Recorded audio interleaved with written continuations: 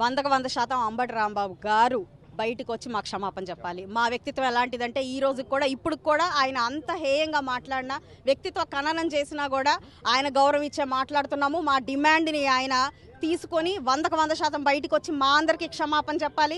చంద్రబాబు నాయుడు గారి చిత్రపటానికి మోకరిల్లి క్షమాపణ చెప్పి తీరాలి. మహిళలందరం కూడా మేము బయలుదేరాము.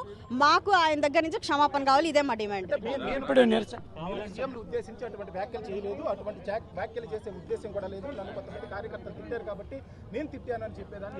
దానికి ఆ మాట చెప్పడానికి కొంచెం అన్న సిగ్గుండాలి. ఎవరో కార్యకర్తలు ఏవో మాట్లాడితే చంద్రబాబు నాయుడు గారిని దుర్భాషలాడడం అనేది అతని వ్యక్తిత్వానికి నిదర్శనంగా ఈ రోజు నేను చెప్తున్నాను. దానికి పొరపాటు అయిపోయింది అని ఈ రోజు బయటకు వచ్చి అతను క్షమాపణ చెప్పి తీరాల్సిందే. క్షమాపణ చెప్పకపోతే అంబటిని అరెస్ట్ చేయాలని డిమాండ్ చేస్తున్నారు. 100% అరెస్ట్ చేసి తీరాలి.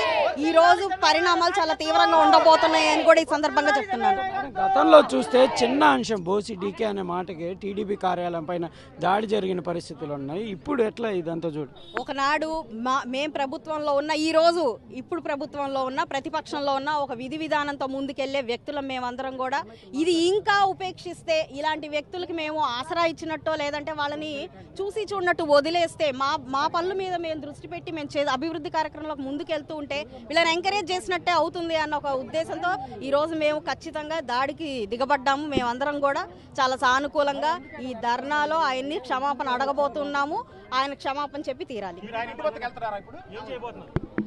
బయటికి రావాలని డిమాండ్ చేస్తాం. బయటకు వచ్చిన వ్యక్తి క్షమాపణ చెప్పాలని డిమాండ్ చేస్తాం.